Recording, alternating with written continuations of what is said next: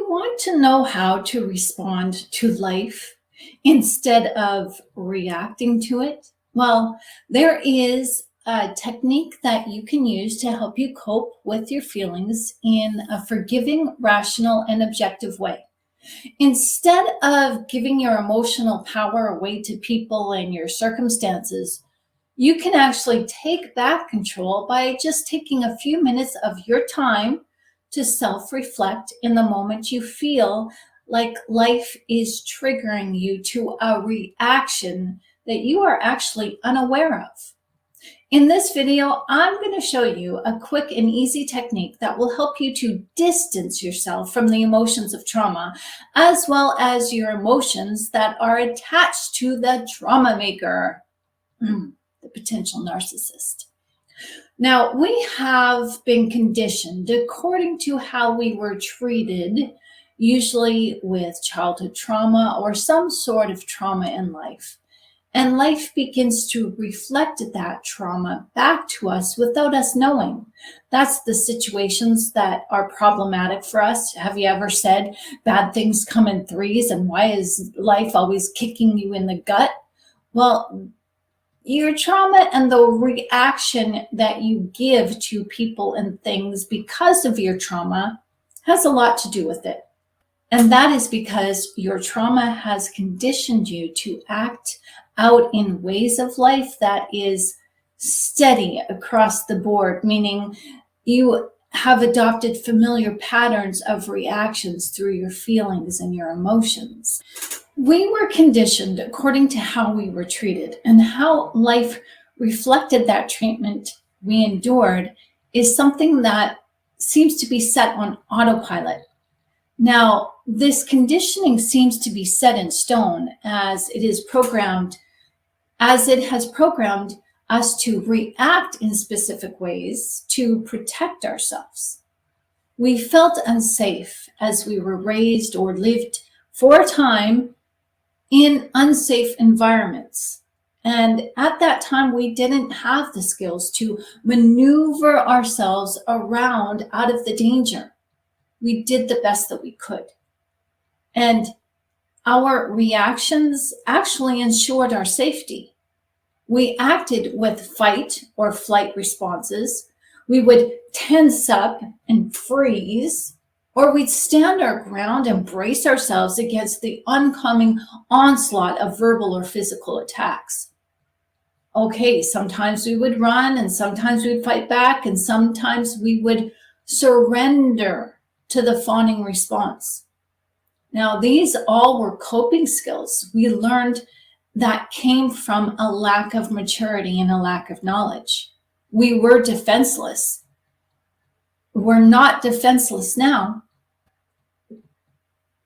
But it's okay to know that we did the best that we could with what we had to go on.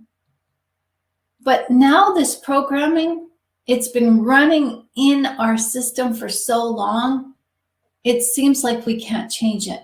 But here's the catch. We live with the feelings of our past at the time of trauma, but our feelings don't recognize that we are no longer in danger. Our feelings do not recognize that we have survived as we continue to survive, as our feelings ignore that we have different people in our lives and different situations we're going through. The feelings don't recognize that we're thriving. Feelings are not conscious. We are. And back then we did our best. And even now we're doing our best. But now we are leading healthier lives than we did before. And our thoughts combined with feelings do not recognize that we're living in a different timeline. Our feelings and thoughts are still stuck in the past, and they don't know the difference of when the trauma happened. The subconscious knows no time directive. That's why it's up to us to implement some mindfulness techniques to break ourselves of the outdated programming. Our thoughts and feelings we give into don't ask us for permission to guide us along in life. We just blindly follow.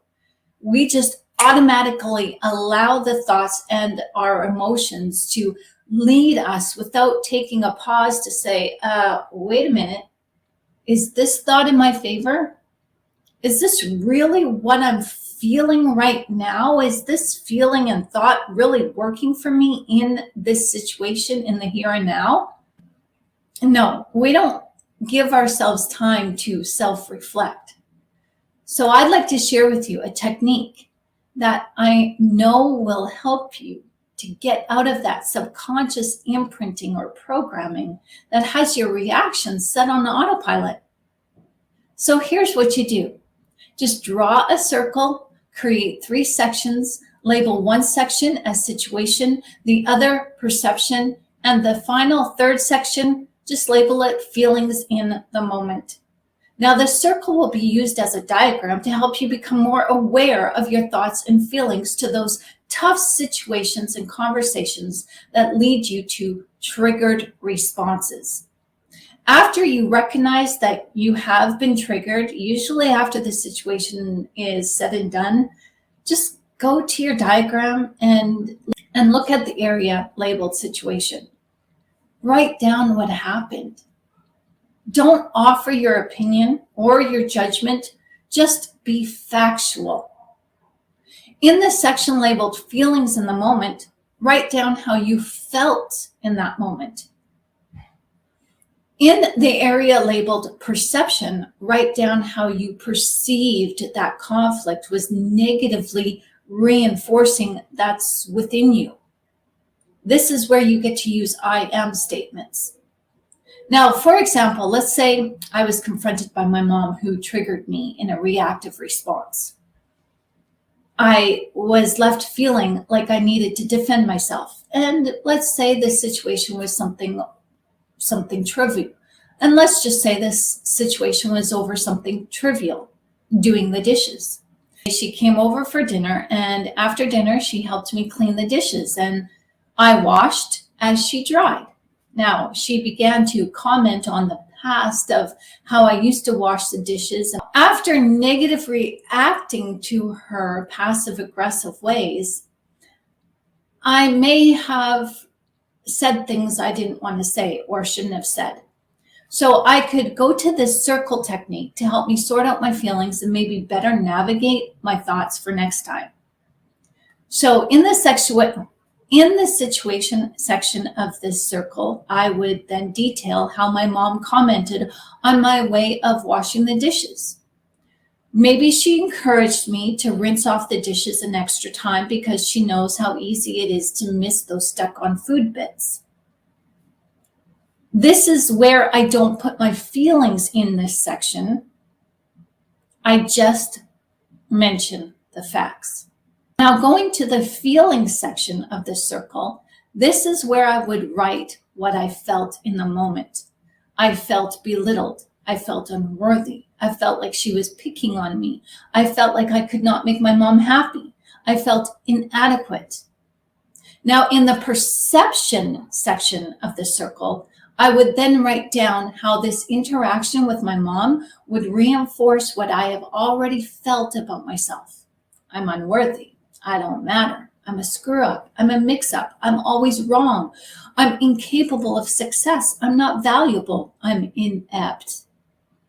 Now, this is just an example, a simplified example at that, and it's used to show you how to use the circle technique to help you better connect to your inner programming that is no longer in service to you. This is your opportunity to take a look at your thoughts and feelings and ask yourself where they truly are coming from. Why do you believe these thoughts and feelings about yourself? Because the truth of the matter is, the feelings that you express during these moments of triggering are not immediate feelings that are attached to the immediate moment. They are actually old thought patterns and old feelings that are a part of the old programming of your past that is used to address new situations in the here and now. But these new situations are reminiscent of old historical situations. Does that make sense? So it's time to remind yourself that you are in a new environment now. You are safe and you are in control of your life. You don't have to use the same methods of coping, as these methods are now outdated and they contain programming glitches that have you stuck in a rut.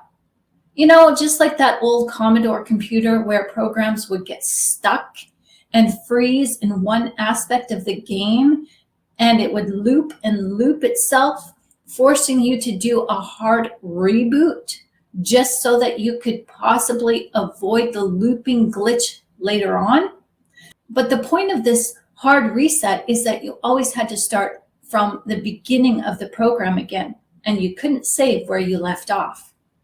So to stop the looping of the past from continuing in ourselves, it's important for us to recognize that the situation that triggered you did not make you feel the way that you did. This feeling was already in you, as they're lingering just below the surface, ready to come out at any given time. So this circle technique, when you begin to use it regularly, this will help you question your thoughts and feelings in a healthy way so that you can learn to detach yourself from the old programming to realign yourself to your heart and your mind centers that help you step into your true self. And your true self is one who walks in self-assurance and peace, because in the end, what people do are not your concern. And how you live in harmony with yourself, that is your future concern, as how you live in harmony with you dictates how you live in harmony with others. So go make your day great.